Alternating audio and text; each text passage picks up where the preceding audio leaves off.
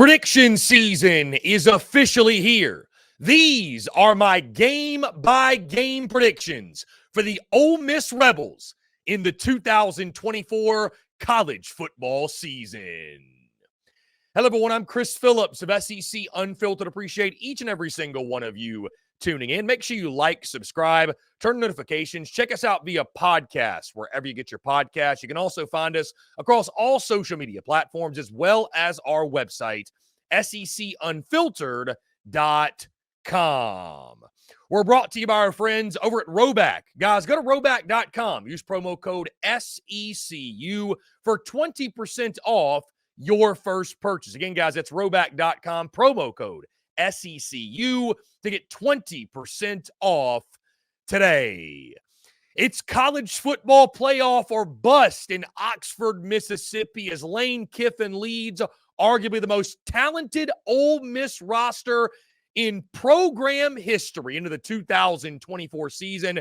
Guys, these are my game-by-game predictions for the Ole Miss Rebels in this upcoming season, guys, as we pull up the 2024 slate and each of my selections. And, the unique thing about Ole Miss this season, guys, is this.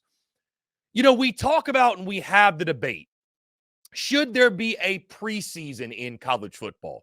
Should college football teams get a warm-up game or two or get a couple games against FCS competition, group of five competition, whoever it may be? Ole Miss is the team in college football, you could argue, has a preseason of sorts. All due respect to Ole Miss's first four opponents. But you see them. Furman, Middle Tennessee State, at Wake Forest, and Georgia Southern. Guys, do we really even need to have a whole lot of conversation about these? I mean, do we really need to go that in depth? These are four name-your-score games for the Ole Miss Rebels. And I mean, listen, the good news is this, because Lane has talked about this a lot over the course of the offseason. You got a lot of new pieces, a very talented roster, but we don't know if it's going to be a great team yet, right? We just don't know that until we see all the pieces come together on the field. Well, guys, any kinks in the armor, any sort of issues you're having, anything you need to get sorted out, worked out, get your team to gel, you've got a month. You've got a whole month to figure that out. Name me which of these games Ole Miss will be anything less than a 24.5-point favorite. And I'm talking about the Wake Forest game specifically. They may give an ACC opponent a little bit of respect, but Furman, Middle Tennessee State, and Georgia Southern, Ole Miss is at minimum a 30-point favorite in each of those contests. So, listen, you play who you play. You're an Ole Miss fan, don't apologize for the way the schedule sets up, because after this, you've got 8 conference games in a row. Your schedule stiffens up, but I mean, to make the college football playoff, guys, there's a couple things you need in that recipe, and having a somewhat favorable schedule is one of those things. And guys, of all the college football playoff hopefuls in the SEC, you could argue that Ole Miss got the most favorable draw. So, guys, easily Ole Miss is 4-0. It's going to be really interesting, though, guys, the dynamic. You saw this last year with Georgia. There was a point in the season where Georgia was playing all these different non-conference games. And, guys, it was like Georgia could not win by enough, right? Like, style points matter in college football today. Style points are very important. But it was almost like Georgia could not win by enough. They couldn't impress you enough, right? I wonder if we have that similar feeling with Ole Miss, where it's like we've been hearing all offseason the hype, and this is supposed to be like a super team, and, this is a team that won 11 games last year. They added all these transfer portal pieces. Ole Miss is going to start 4-0, but how does it look? Does it look as flashy and as explosive as we expect? And, guys, Lane Kiffin's greatest challenge, maybe in this entire season, is keeping his team locked in and focused the first 4 weeks of the season. That's really what it comes down to, right?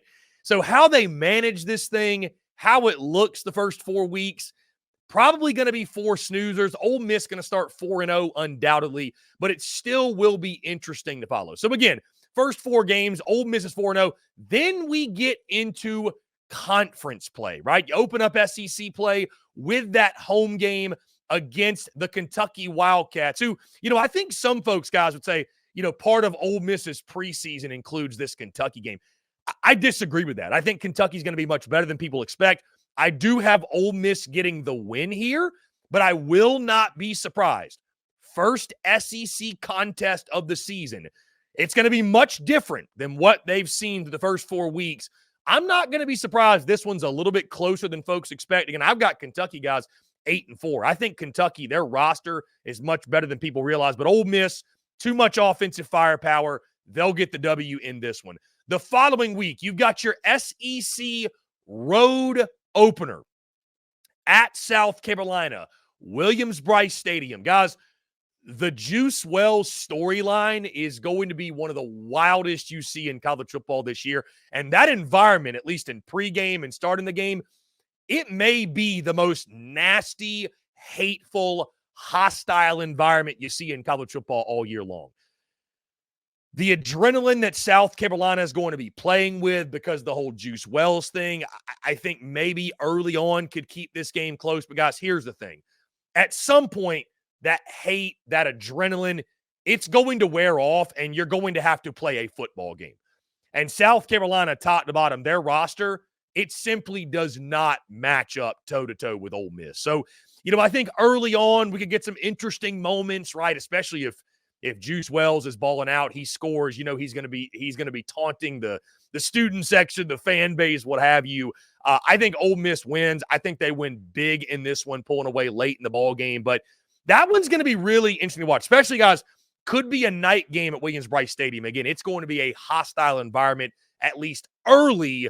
I think Ole Miss silences that crowd, starts out 2-0 in SEC play. Then the following week, you travel to Baton Rouge, Louisiana, Death Valley to take on the LSU Tigers. Guys, this game, a confirmed night game at Tiger Stadium. Do I think that Ole Miss is a better football team top to bottom this year than LSU? Yes, I do. But guys, we've seen it time and time again. And I think LSU, by the way, is going to be a high-quality football team. This isn't like some scenario. I mean, LSU, guys, right now in the sports books is favored. So it's much more of a coin flip game than maybe some folks want to admit. On the road, in Death Valley, at night, I could just stop right there. And I think you guys understand this pick. Going to be Ole Miss's greatest challenge yet up to that point. LSU with revenge on the mind. I think if there's one game that Brian Kelly's squad comes out this season, plays with their hair on fire, it's going to be this game against Ole Miss. All the trash talking that's been taking place over the course of the offseason, Lane Kiffin chirping on social media, LSU has not forgotten about that. I think they will come into that game again with fuel to the fire. That's going to inspire their play. I think it's a classic. I think it's a great game. I think it's high scoring. I think LSU on the home field at night does a couple more things than Ole Miss, outlasts the Rebels, and hands Ole Miss their first loss of the season. Also, guys, here's the thing. Ole Miss is incredibly talented this year. But until we see Ole Miss under Lane Kiffin win every single big game they have on their schedule, like this is a game Ole Miss typically loses. They don't lose the ones that they're supposed to win. But these big games like this, we've seen Lane Kiffin and Ole Miss lose these before. And so, again, that's not even, there's no shame in losing at Death Valley at night against a high-quality LSU team.